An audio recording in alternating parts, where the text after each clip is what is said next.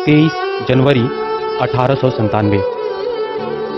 अंग्रेजों की गुलामी की जंजीरों में जकड़े राष्ट्र में इसी दिन एक ऐसे वीर सपूत ने जन्म लिया जिसने आने वाले वर्षों में इस राष्ट्र की तस्वीर बदल कर रख दी। एक ऐसा सूरज जिसने स्वतंत्रता समर में अपनी अद्भुत चमक बिखेरी, जिसने अपने पौरुष से अंग्रेजी हुकूमत की नींव हिला दी। अपनी जन्मभूमि के लिए उनका समर्पण ऐसा था कि उन्होंने इस समर में स्वयं के लिए सबसे कठिन राह चुनी और फिर तब तक पूरी शक्ति से संघर्ष करते रहे जब तक भारत स्वतंत्र न हुआ। Lang leben die Dreifachmächte und ihre Verbündeten. Lang lebe das freie Indien.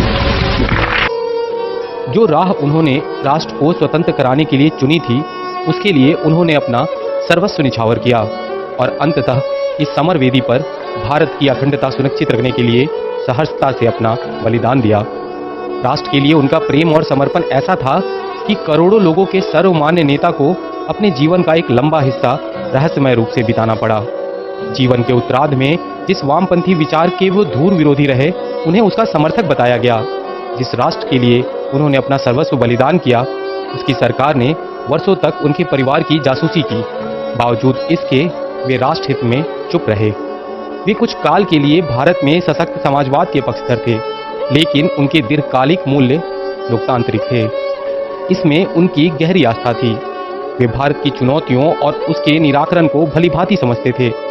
यही कारण था कि नेताजी भारतीय जनमानस के सबसे लोकप्रिय जन नेता थे। उनकी लोकप्रियता ऐसी थी कि उनके एक आह्वान पर लाखों भारतीय स्त्रियों ने उनकी लड़ाई में अपने आभूषणों की भेंट दी। लाखों युवाओं ने उनके रक्त के आह्वान पर सर्वस्व बलिदान किया। सुभाष सबके नायक थे। असल में वे इस राष्ट्र के नायक थे। उन्हें अपनों के छल का शिकार होना पड़ा। राष्ट्रहित में मां भारती के इस महान सपूत ने गुमनामी के अंधेरे में अपनी आखिरी सांसें लीं। जिस राष्ट्रनायक की अंतिम यात्रा में लाखों की भीड़ होनी चाहिए थी, ऐसे राष्ट्रनायक को केवल चंद लोगों ने अंतिम प्रणाम कहा।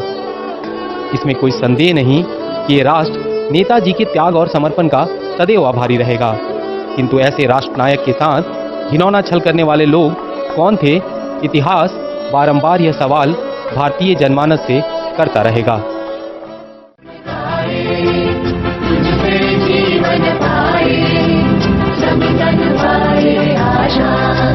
सूरज बनकर जग पर चमके